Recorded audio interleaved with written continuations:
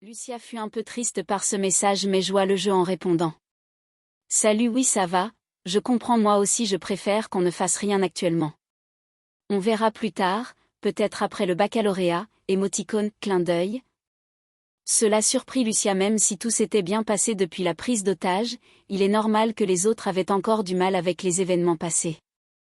Le jour de son anniversaire, Lucia se réveilla avec une certaine mélancolie et resta dans son lit une dizaine de minutes à ne rien faire.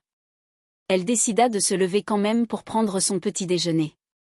En passant dans le salon, elle vit sur la table 3 paquets cadeaux. Elle avança vers eux tout doucement et vit un mot écrit par sa mère. Ces cadeaux viennent de Hara pour celui en rouge, Léo pour celui en bleu et le dernier qui est offert par la Manus de couleur blanche. Bisous, à tout à l'heure. Ses parents étaient comme chaque dimanche partis au marché faire des courses. Lucia commença par celui de la Manus. Elle ouvrit le paquet cadeau. À l'intérieur, il y avait 2 anneaux avec un mot qu'elle lut directement. Bonjour Merlin, je me présente Peter Harrison. Je suis actuellement le représentant humain pour la Manus.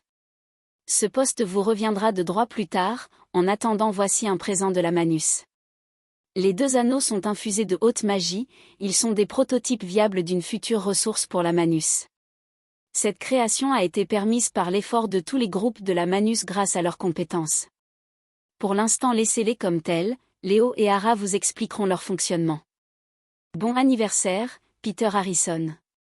Les 2 anneaux étaient à première vue plutôt simples, de couleur argentée, sans motif et sertis d'une pierre de couleur rouge pour l'un et bleu pour l'autre.